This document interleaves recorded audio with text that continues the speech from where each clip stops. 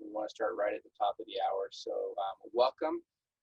We're going to talk today about just the pivot so many different people have had to make in terms of education and work from home, school from home.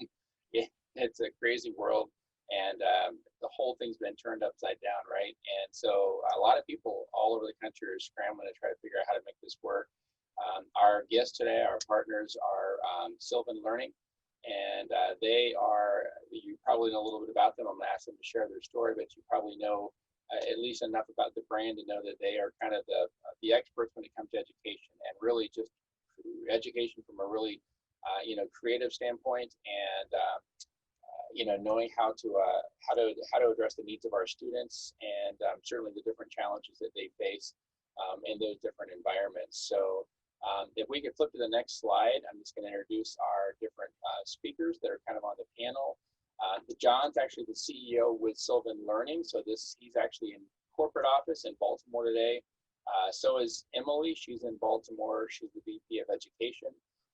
Francesca's the Senior Director of Brand and Engagement, and then Chelsea's actually works with Sylvan here locally.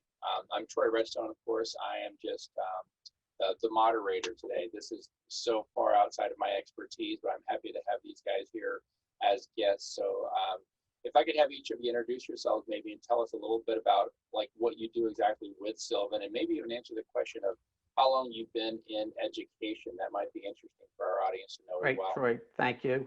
I'm John McAuliffe. Welcome everybody. Thanks for attending. I'm the CEO of Sylvan Learning. I've been in the education business for over 40 years. As you can tell, I'm a pretty old fart guy, but I've been around education almost from the beginning. My only other industry I was started as an accountant with Arthur Andersen, which is now defunct. So again, telling the story of my age. And with that, I'm going to say go Ravens on Monday. I'm going to hand it over to Emily Levitt. I'm sorry. We have a problem with our connection. Hi everybody, I'm Emily Levitt. I'm the head of education here at Sylvan. I started out as a middle school teacher in 1996, and I've been in education ever since. I've worked for a few education companies over the years after the classroom, and Sylvan is by far and away my favorite position that I've had, because we're a company, I'm proud to say, we really live our mission statement, and we don't just talk the talk. So we're always excited when we can share information about Sylvan with everyone. So thanks for having us today. Okay, go Chiefs.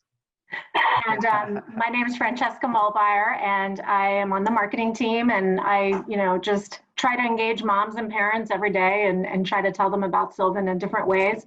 I personally wanted to be a teacher many years ago, but it got into marketing. I sold power tools before I came to Sylvan, and I'm much happier at Sylvan because our mission, as Emily said, is just amazing. But I kind of am living my dream because I'm teaching a second grader and kindergartner on the side, so bear with me if you see little heads running around. But it's fun, we're figuring it out day to day, and I'm just trying to help moms figure it out too. So thank you for having us.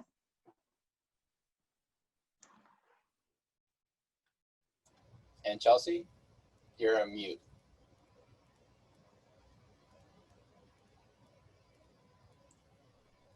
Somebody has to do that, right? Sorry. I didn't realize I did that when the phone rang earlier. I'm Chelsea Clark. I am here in the Kansas City area, and I did start as an English language arts teacher for 7th graders, did that for 8 years, and I'm in my 5th year at Sylvan. I've moved from the education director now to the director of operations, so I am looking after our territory here on the Kansas side of things. Awesome. And I should say real quickly that there should be an opportunity there at the bottom of your screen to submit questions. If you have questions for any of the folks that are on the panel, questions about your local school system even, much less just questions you have about Sylvan and online learning and such. So as we go through the different slides, we'll try to hold those questions until the end if you have questions or comments. So John, could you tell us a little bit about Sylvan? Sure. If we can go to the next slide, Francesca. Sylvan, most of you have heard of Sylvan. Our brand awareness is over 90%, which we're very proud of, but we're the world's leading supplemental education provider We have over 750 points of presence, mostly in North America, but we also have centers in the Middle East, Hong Kong, and Vietnam. All but 6 of our centers are franchised by small business owners, very similar to like Brad Warren, who is being, who Chelsea is sitting in for today, who owns a number of centers in Kansas City. We've been in business for over 40 years because our programs work. That's what I like to tell people. We wouldn't be here if we hadn't had a lot of success. And the other thing that I think drives our success is really that our franchisees really do become embedded in their communities to become known as the education experts. So if we can go to the next slide, Francesca. So let me talk about the crazy education world real quickly before I hand it over to Emily. As everybody is aware, last year with the advent of the virus situation, virtually all school systems across the country shut down almost overnight. Nobody was prepared for that. Teachers were untrained. Nobody could have imagined that schools would actually close in this country. Many families lacked the what I would call the technology access, in particular the underprivileged families, which was very unfortunate. And student engagement became a huge issue, trying to keep kids engaged online with their ability to hide their screens and everything else. It just became a bit of a nightmare out there. But all that said, parents probably took the brunt of this. If you think about it, whether you were an essential employee or somebody that now had to work from home, you all of a sudden had to find care for your children. And overnight, you basically became a babysitter, an educator, an entertainer, and a homework guru, all jobs that you probably weren't prepared for.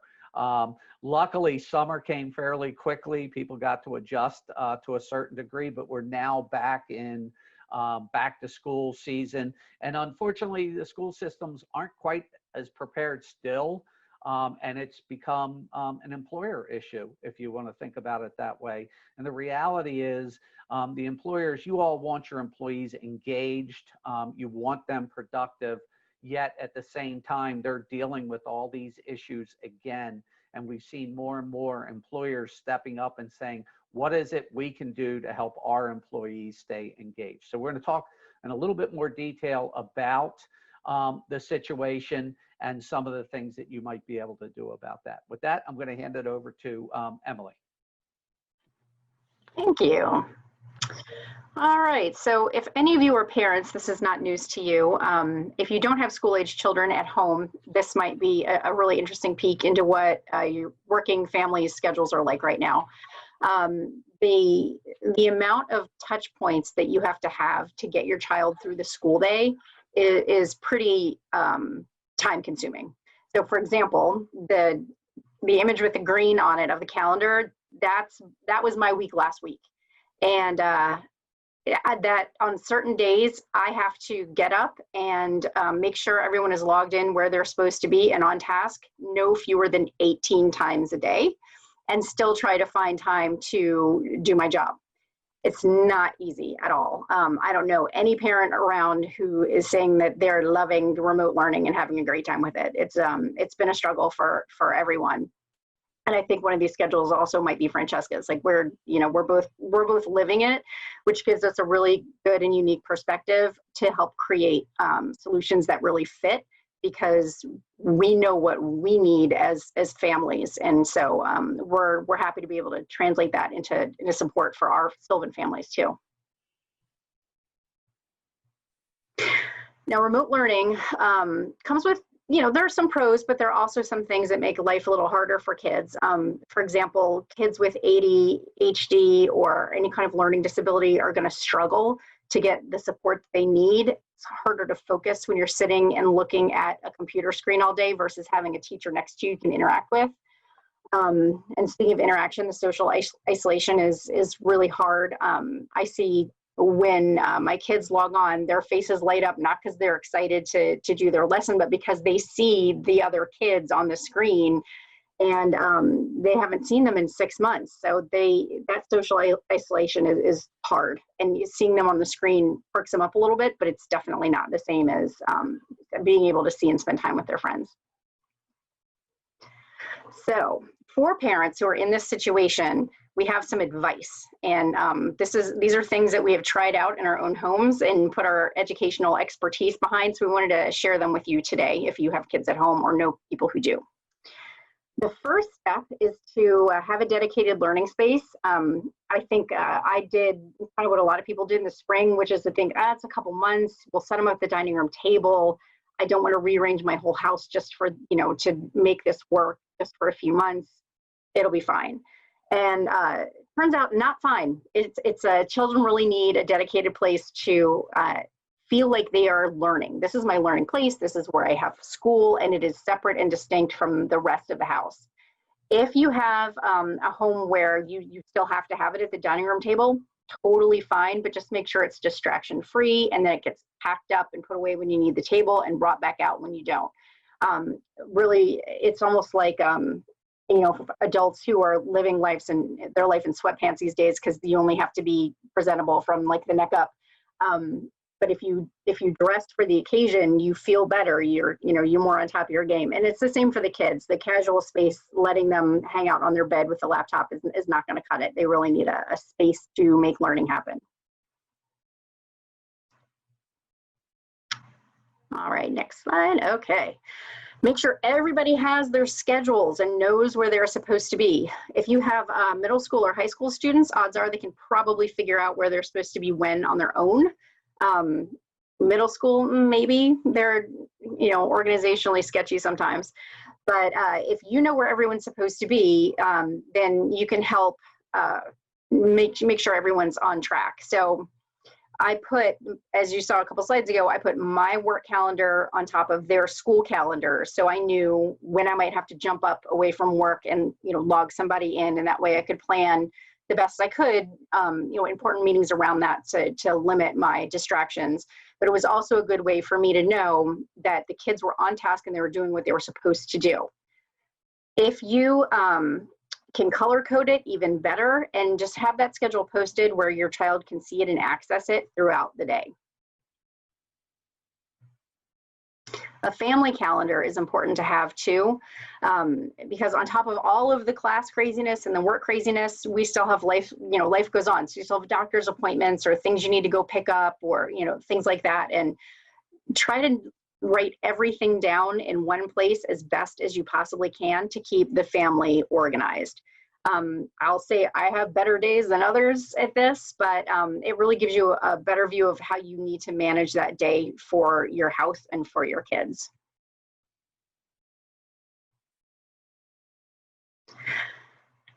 Being in the mindset, I think can be tricky sometimes, especially if you are trying to find the digital asset your children need to complete and turn in the labyrinth that is the school's learning management system. So we have to continue to set the example even when we want to chuck the laptop out the window. But we know that this is a hard time, but it's not going to last forever. We will get back to something where we feel like we can relax a little bit again. And maybe if it doesn't go back to the way it was, it's something similar and less stressful. And so having that attitude of like, we'll figure it out, we've got this. If your child's having a particularly bad day and just can't sit at the computer for 6 or 7 hours, it's okay to step away for a while. It really is, because there's a mental health factor, I think, here too, where kids just need that break from screen time. And they need a break from feeling like they're in an office, but they're 7 years old and they're expected to do office hours and live in that office all day, but they're 7. It's a hard time for them. So giving them breaks throughout the day is important. And if you feel like they've really pushed hard and they're just cooked for the day, it's fine. Have them log off, do something else. So we have all of these tips and more at our website, sylvannation.com. We have a lot of free education resources, tips like the things I was just talking about, all the way to worksheets and printables for families. And there are things that we've either created or curated, so everyone can feel confident that they're of good quality. They're things that we would put in front of our own children. And that's kind of our hallmark. If we wouldn't give it to our own kids, we won't give it to you. We also have some access to some special offers there too. So for families who join Sylvan Nation, they can really reap a lot of benefits from that website. So I just want to say real quickly, this is sponsored, our time together today is sponsored by SENDAlliance. And those of you who have joined our webinars in the past, you know that we do a lot of different things to serve individuals and businesses here in the community and throughout this region. And some of you may be surprised by even the conversation today, because you're thinking, what in the world does this have to do with employee benefits? So I guess there were just two ways to think about our time together today, and I would just encourage you to think about it this way, even as we move through the next several slides, and as you advance through these slides. Francesca, first of all, we're going to talk about being in person or virtually. That's one way to kind of think about this material, but also you might think of it as either a parent or as an employer who has parents. You're wanting your employees to get back to work, right? But some of their kids are not back to school, and that creates some issues. So I think Sylvan has really pivoted and come up with some creative solutions. And it's interesting really in 2020 to think about, people being creative and thinking, what can we do to kind of meet this really challenging need? And as an employer, I would just encourage you to think of it this way. I do a lot in the area of financial education. I do retirement plans, 401k, things like that. But if I walk into an employer and we're not stopping to think about something like financial wellness, because your employees are financially stressed, they're returning to the workplace financially stressed, they're bringing that into the workplace. If we're being tone deaf and not listening to that, I think it's not a great situation. This is something else that adds stress for your employees. So even as you listen to the next several slides and such, think of it as an employer who has employees who are literally facing these challenges, and this is maybe an opportunity as an employer to step into that gap maybe and provide some solutions. So I'm anxious to hear what Sylvan can do to kind of address some of those things. So. All right, thanks. So we have a couple different ways, to Troy's point, that we can help families. And, a minute ago I was talking about kind of the broad national view, which is, how we look at things. But I'm happy to have Chelsea on the call today, because she can speak a little bit about what's going on there in Kansas City. So Chelsea, did you want to take, just maybe a minute and talk about the kinds of things you're seeing from parents and families who talk to you at the center?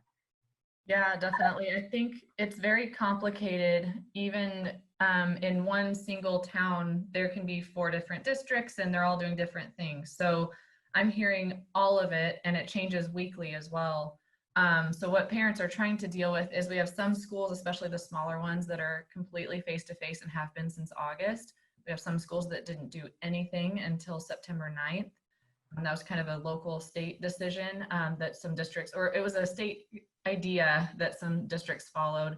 And then now that September 9th has come and gone, we also have districts that are starting to go hybrid. So we have 2 days face-to-face and 3 days completely virtual, and they're on a parallel schedule across the alphabet and things like that. And we also have schools trying to get back to full-time face-to-face, but doing it in phases where the littles go, the elementary, like K through 2nd or K through 5, depending on the school, might start first, and then the middle school and high school kids go hybrid, and then full-time eventually, and they all have these timelines that they're rolling out.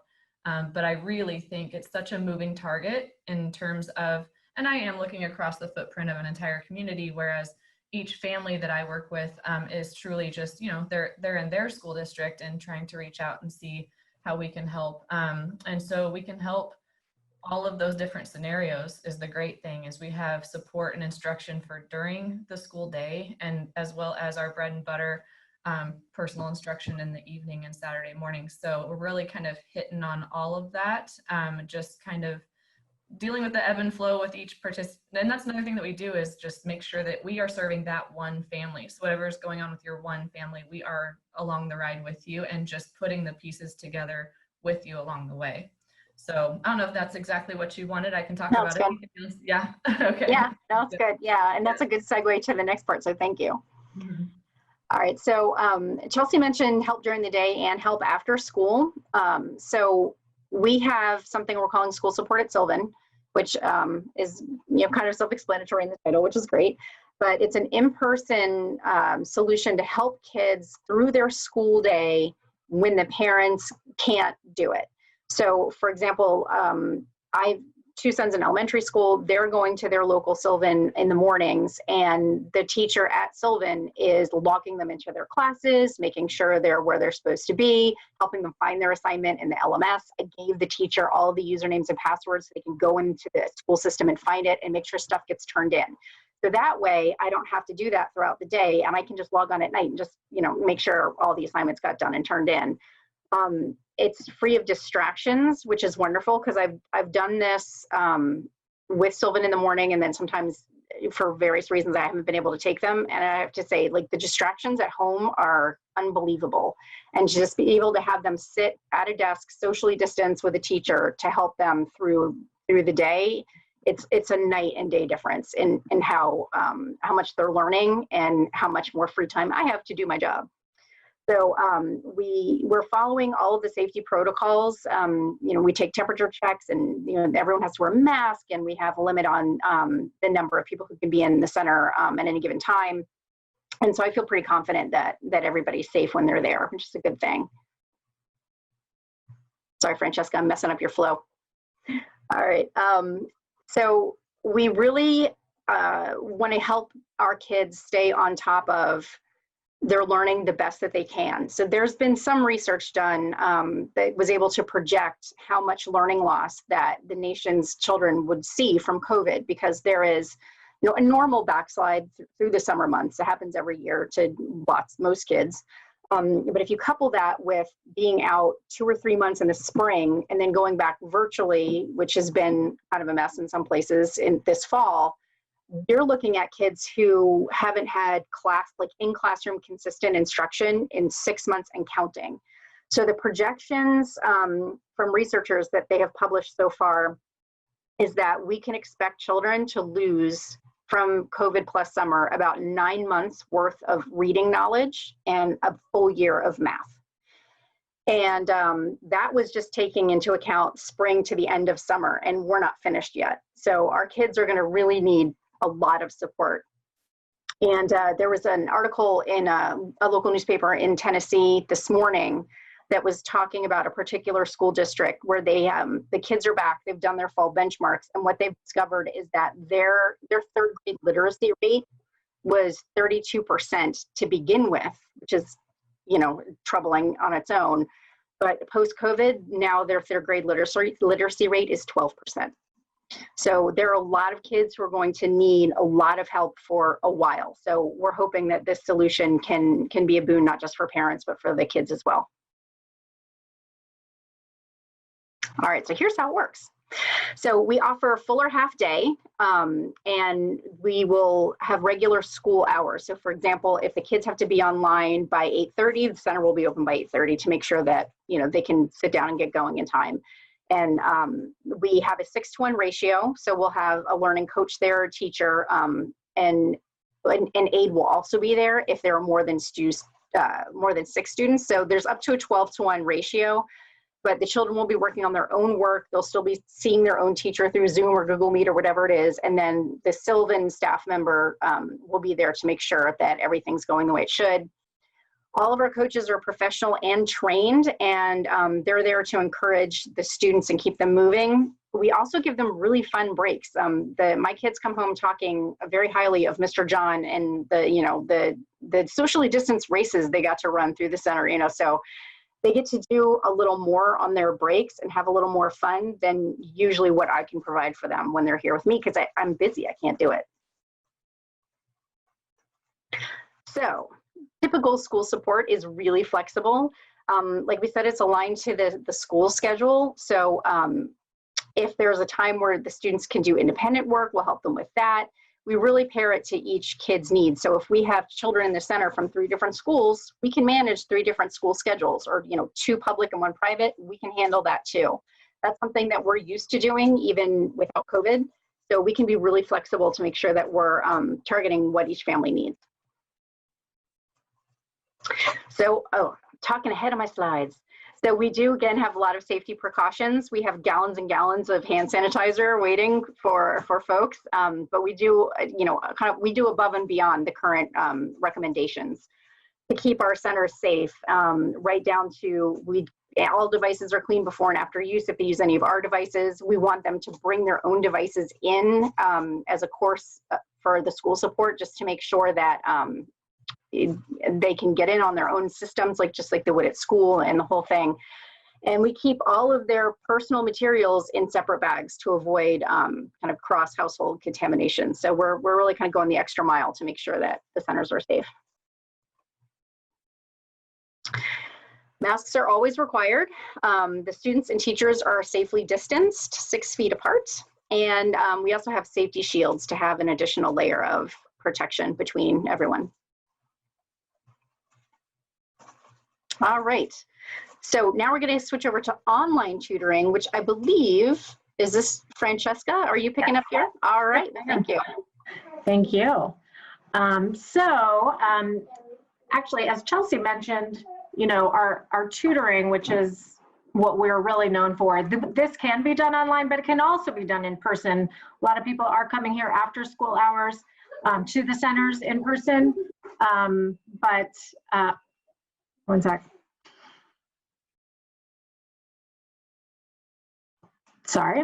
Okay, but we're going to talk about the online. And, we're in March when things happened. Sylvan was really poised to quickly switch to online. And that's because, we switched to digital curriculum about 10 years ago. So we were really primed and ready to be able to transform our business. And basically, within a few weeks, we were able to really flip all of our families over to online tutoring, and they were able to get the same great instruction with our same great teachers, all virtual. And so there's really, I can't say enough great things about how great the online experience can be. And, it's like not all online experiences are created equal. We've still got our same great teachers, and they're just able to deliver it virtually. Personally, I have a kindergartner who learned how to read, with her Sylvan tutor online. And so I'm a big fan and a big proponent of it, because it can work, because it's all about that personal connection, and it can still happen online. And so the way it works is, for K through 12, we can really cater the online experience for the child, whether they need the personalized tutoring that we're really known for, which is that we're able to really pinpoint a child's strength and areas to improve. And so we have personal, intensive, adaptive learning plans that children can really benefit and address any skill gaps that they have. And we can also address any homework needs or just whatever classroom assignments they're struggling with at the moment. We can work with that. So whatever it is that the family needs, we've got them covered. And we're getting great results. We're thousands of online sessions in, since COVID over the summer, and we're just getting great feedback from families. It's still productive. It's still effective. Here's some, we're absolute future of education, and it's like having a teacher in your home. I mean, these are real differences that we're making in people's lives.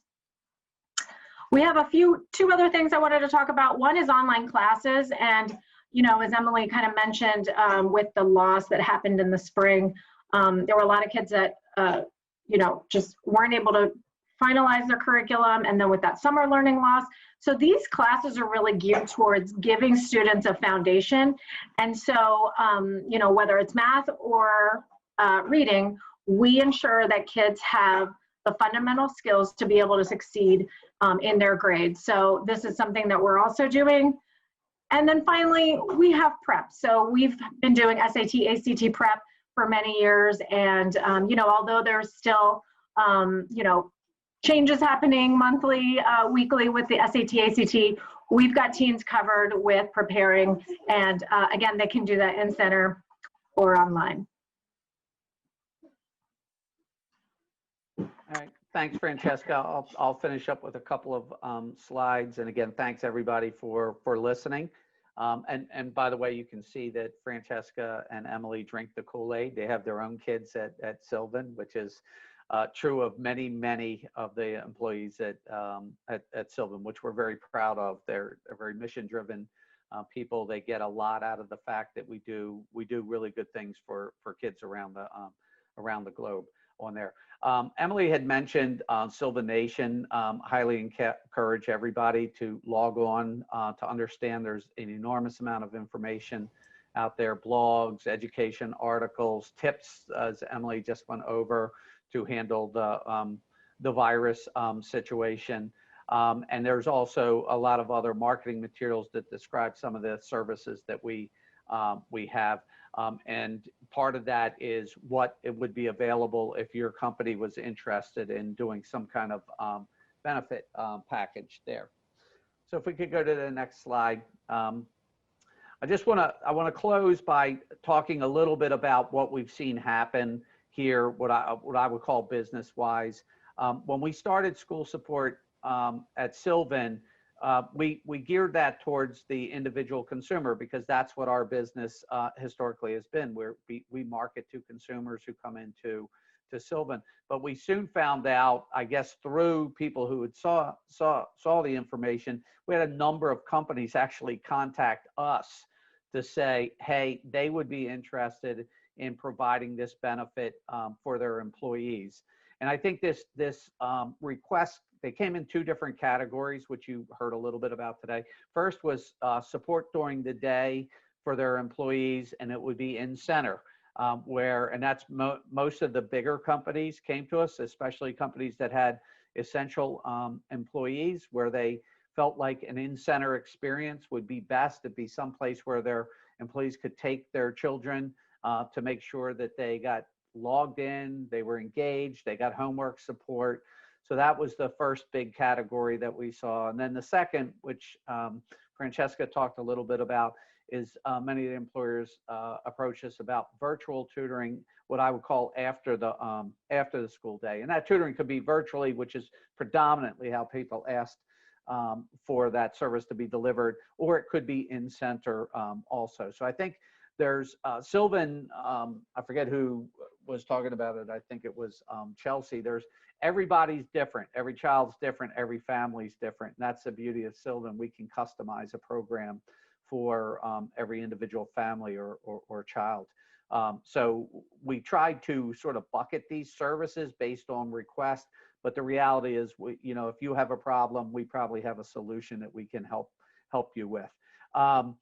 Some of these companies, what they've done is just negotiated with us for specific discounts, and we've been able to pass those on to the companies, and they treat that as part of their benefit package going forward, which is tremendous. Others have come and said they want to subsidize that service for their employees. And so we've had a range of subsidies out there. Some, it's been the first 5 sessions would be free. The employee would pay after that. Other employees said, we'll pay so much per month towards this service for an employee. And some of the larger ones are subsidizing up to 75% of the cost, because in their situations, it's critical that their employees be able to come to work, especially if they're considered an essential employee. So anyway, we're working with probably over 40 companies at this point. If you have any questions, you have any interest, please let us know. With that, I'm going to hand it back to Troy. Thanks, John. Well, so on the last slide here, or the next slide, you see contact information. If you do have questions, John mentioned if you have questions about, specifically how this would work for your company. I'll just say parenthetically, because I'm in the employee benefits field, I think really misunderstood and just underestimated is the importance of communication. So we talked about some of your communication pieces. We showed some of the material. Anytime you're offering, well, first of all, an employer offers benefits to attract and retain great people. It's a benefit to the employee. I mean, they're due a paycheck. They're not due employee benefits. Well, there are some, I guess, medical benefits with Obamacare, but I'm just thinking there's a lot of things that an employer does that's above and beyond. It just communicates value that they have for the team. And this is another example of something an employer has an opportunity to offer as a benefit to employees. But if all of that marketing material, the communication, the collateral, whatever you call that, is not out there and handled in a super professional way, you'll end up having benefits you're offering to the employees, and the employees don't even understand or appreciate the benefits that they're being offered. So that's really super important. I know we've had a few questions coming in. This would certainly be an appropriate time to ask questions of anybody on the panel. I would just ask a kind of a general question. I'm going to dig into more of these specific comments and questions, I guess, that we've had online. But the general question is for any of you education experts, what do you think the new normal would be? I mean, do you think we completely go back to in-person, in-class someday, or do you think we transition towards anything in a future time period that reflects some of this online virtual activity? I mean, do you think there is a new normal? We're talking about it in the workplace with how it's going to change the way we work. Do you think it changes the way we educate our kiddos? It will. To the degree, it kind of remains to be seen. I think we can probably kiss snow days goodbye. You know, if everyone has virtual access now, there's no reason why kids can't log on a snowy day, which is, you know, kind of a whimsical, fun thing to lose. But you know, when every day counts on the education calendar, you gotta make it worthwhile. So I think there are collaboration tools and lots of new educational software that schools have tried that maybe they wouldn't have otherwise, but they had to. And I think those kinds of tools can really benefit kids long term. I don't see us giving up in-class education because school provides a lot more than academics. And, you know, there's a lot of social skills kids need to learn, everything from waiting their turn and sharing when they're little, all the way up to, you know, collaboration, group projects and things like that, and hands-on things when they're older. And all of those skills are needed to prepare them for adult life. So I think some things will change and some things will go back to normal, because what we're all missing is on that human connection. And, you know, Zoom can be a great way to help mitigate that, but it's never a substitute for the real thing. Yeah, no, absolutely. So could I throw in one other thing, Troy, because I fully agree with Emily, but I think there's other applications too. People are going to be less fearful of technology, whether you're a teacher or you're a parent or you're a student after this is over, because you've had to learn it, had to use it. So in addition to snow days, sick days, the ability to record teachers' lessons that can be reviewed later. I mean, all these homework support tools, things like that can be used. That I think that's where we'll go, at least short term, and then longer term, who knows what might happen. Yeah, no, absolutely. I completely agree. And Emily said, you know, we just need to get back to in-person and the physical touch that we're all craving and such. Yep. And, you know, the first thought that crossed my mind is I've got this personal pet peeve, I guess, with this whole idea of social distancing. I hate the whole term. I think we can be physically distancing, but not social distancing, because we are created to be social and to engage. And that is so incredibly important. But the thought that crossed my mind earlier when you guys were talking, you just reminded me of a study I'd heard a while back, Emily, about the regression that so many kids see. And so I'd like to think maybe going forward that this could bridge some of those summer months so that there's not regression from year to year, because we do see it in many school districts. We see regressions where the kids are at one level in the spring and then they drop off in the summer and have to try to get back up in the fall. Their reading levels, everything. So yeah, the summer slide affects most kids, at least to some degree. And, you know, the kids who need school the most, unfortunately, slide the most.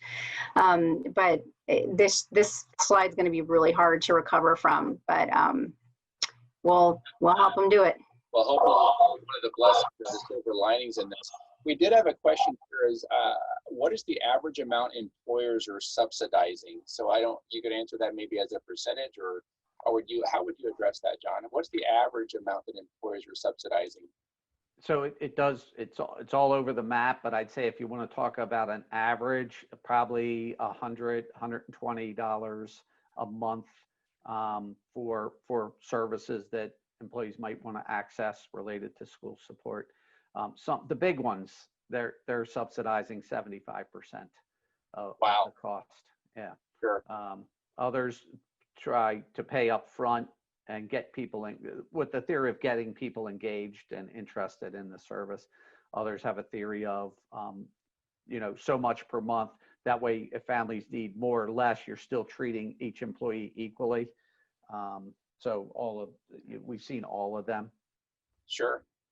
Well, and what I'm hearing is it's going to be dependent on the number of employees, the number of locations, yes, very per much employer. So. I mean, it sounds like it's really customizable.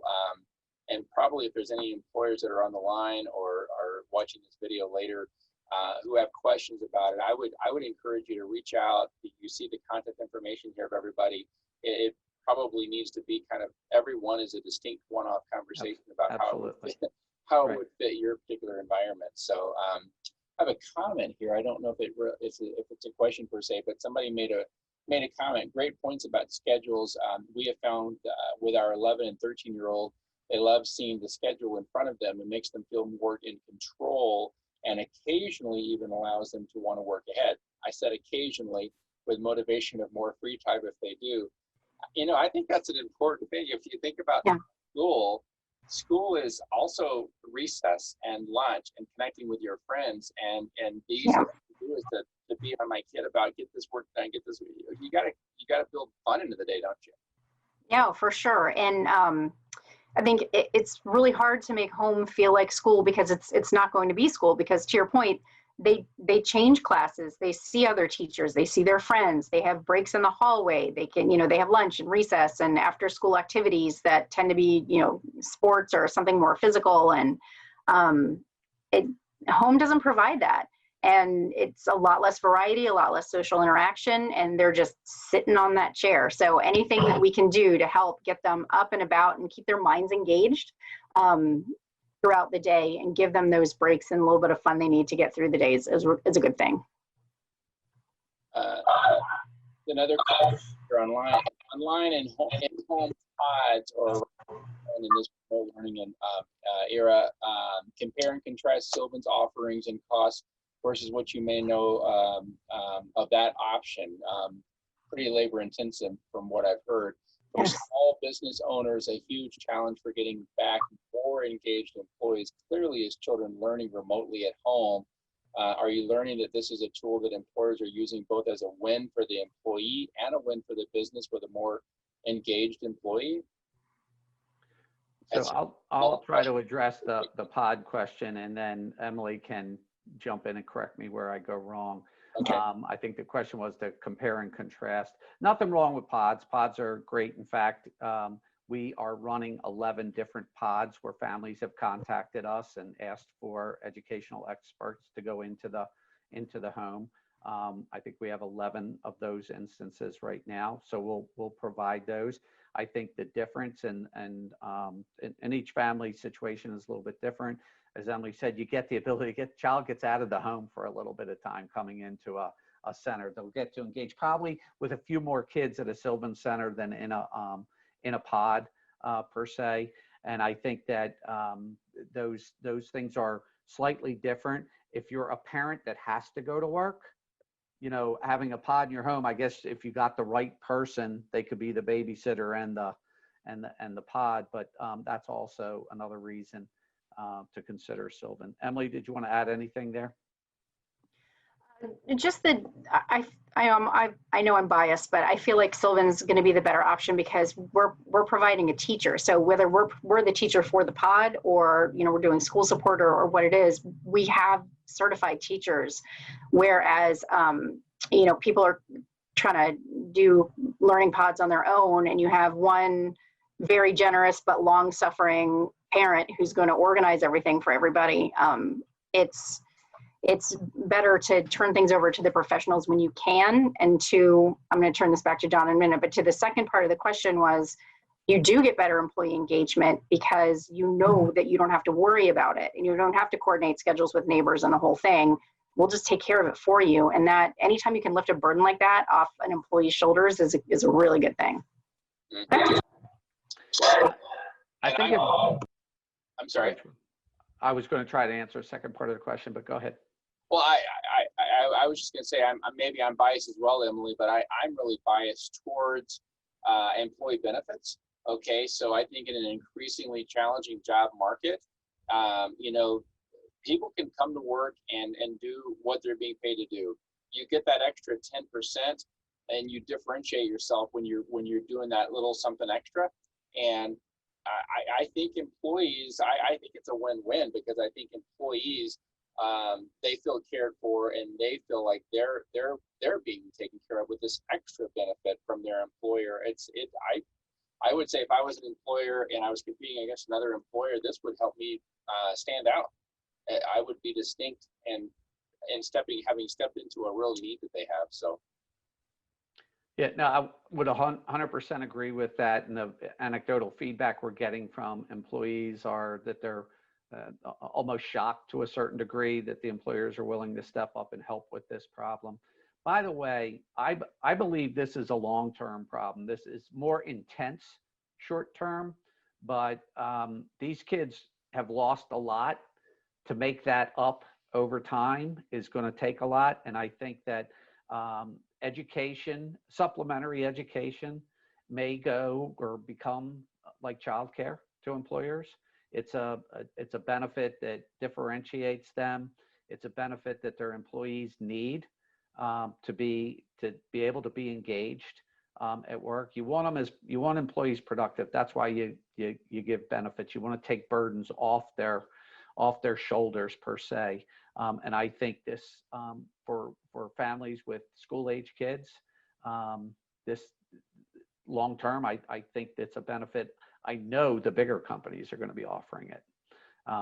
That doesn't mean a smaller company has to match it per se, but it has, you know, being able to say you provide a similar benefit, I think goes a long way. I think it goes a long ways. We have a question that could maybe create another perk for employers, but someone is asking, is there a tax benefit by subsidizing? So can the employer also benefit for subsidizing a portion of this? Are you aware of how to address that?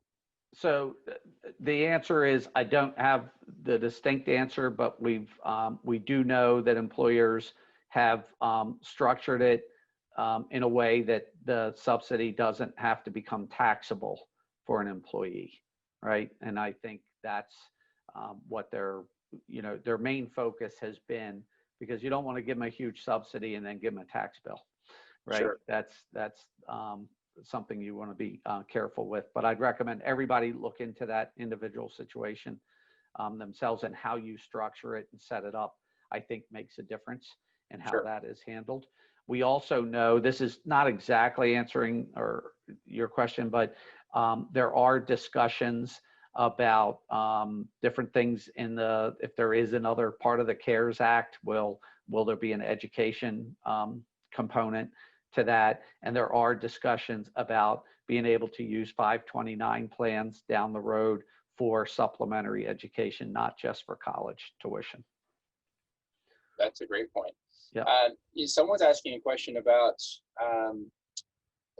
it sounds like this is fundamentally like childcare or babysitting, or like you're not operating a nursery, are you? So I think, No. So it's education. It's not just babysitting the kids so that mom and dad have to work, right? I mean. Yep. No, it's really 90% education focused. And as Emily said, we have teachers that'll be in the center, because not only are we going to help them get logged on and all that, but we're going to answer their questions that they're going to have. In fact, we think we'll enhance the experience for them by having a pretty small student teacher ratio with teachers there. We're also going to help them with their homework, right? Which is another thing you don't want to do, is go to work all day, your child's out at school, and then next thing you know, you have 3 hours worth of homework you have to do, which, by the way, is only getting worse in a virtual world, right? Because they're given, you know, I don't know, every state's a little bit different, but here in Maryland, I think they're required to just give 3.5 hours worth of virtual class time. Then everything else is outside of the classroom. Most of them are only running 4 days a week. So you have a whole independent study day. Guess what? That's homework. So I don't know what anybody else wants to call it, but that's homework. And parents are going to have to, you know, live through that. Instead of an hour a night, it's going to be multiple hours per night. And we're going to fulfill that as part of our service. I think part of the craziness, and you guys probably have a unique perspective from almost any of us that are more local, but it's just crazy that every state, every community is handling it so differently. Yeah. And it's been interesting to just talk to parents from other school districts even. And I live in a large metropolitan area in Kansas City, and other areas within our own city are handling it differently. In the Blue Valley schools, yep. Kids were told, at least at the high school level, kids were told when they had to switch to this craziness in the spring that whatever their current grades were, they were not going to go down. Right. Okay, so like if they already had a B in the class and they were happy with a B, they didn't really have to do anything. And so I had a kid that had done pretty decently in the spring and didn't really have to do anything. I mean, right. So his learning certainly regressed because he had been promised by the school, oh, it won't go down. So don't worry about online testing and all that. There were kids who had an opportunity to improve their grades, but it's just crazy how every school handled it. Well, so they pushed all that down to school districts. There's 2,500 of them in the United States. Some states are very small, and some others, like in Maryland, you have fairly significant school districts. And like you said, they did handle it all differently.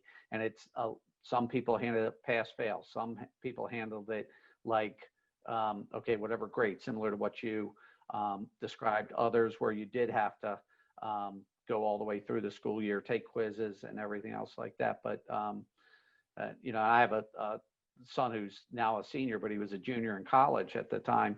And it was like I said, if you get less than 100 on an online quiz, something's wrong with you. So I that's a little bit to Emily's point. Not everybody will get 100. Don't get me wrong, but these kids they don't have to be as focused. They, you know, and they're kids, you know, and that's why I think this slide or whatever is greater than a normal summer slide. I've got one last comment that came in and one last question, and I think just for sake of time, if you have further questions, you see our contact information here, including right there at the top of the page, sylvannation.com. Boy, if you're a parent, check it out. www.sylvannation.com. Just tons of fantastic resources, tips for learning. It's all free. It's all just a service that they're offering the community with some really great information out there if you're trying to figure out how to do this from home. But one of the comments that came in, this is not a question so much as it's a comment that says, 529 plans can be used for K-12 tuition expenses. Tutoring is not currently considered a qualified 529 college expense, just K-12 tuition. However, if we're talking Coverdell college savings plans, then tutoring is a valid use of those funds. So that's not a question so much as a comment. I assume that's correct. It's way above my pay grade. No, it is correct. I don't know as much about Coverdell, but I believe that's tutoring in college, but I could be wrong there. But yes, the 529s, I don't know, a year or so ago, maybe, it changed so that you could spend it on school tuition. Awesome. Tutoring was actually in that first draft of that bill, but it didn't survive the the final draft. But to the earlier point, maybe that's going to be addressed in a further iteration of the CARES Act. In a way, I think the government has to address it, right? That we all know the troubles that school systems are having, especially urban school districts. We got to make it right for those kids somehow or another. I'm not saying that that's the only way, but it's got to be figured out, right? Or else we're going to have this continuing divide. Yep.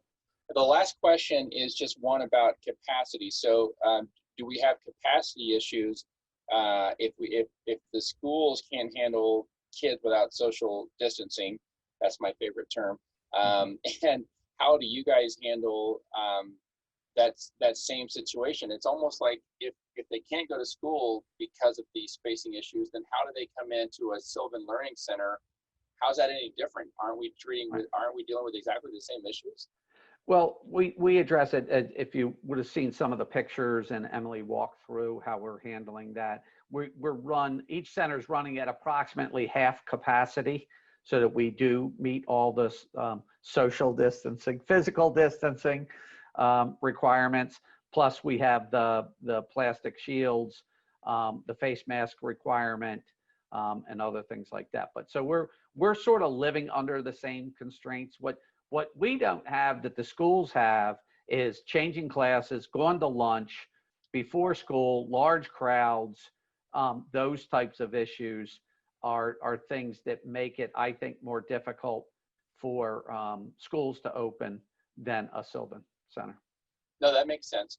I'm gonna let Francesca continue forward to the last slide because we have to make sure that we wrap up with this note. But I'll just say I think maybe the question, if I understood the question correctly, it had to do with kind of capacity. Like, what if a huge company here in our area, that might be Sprint, Okay.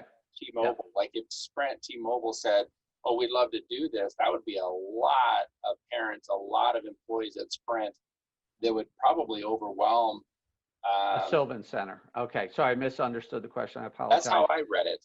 Yep. So we're in discussions with one significant company where they actually are going to allow us to use space in their building. They have huge training facilities. Oh, okay. And so we're going to go on site and provide this service. They're going to do all the physical distancing, safety requirements and all for us, and we're providing the educators for them. So that's an option.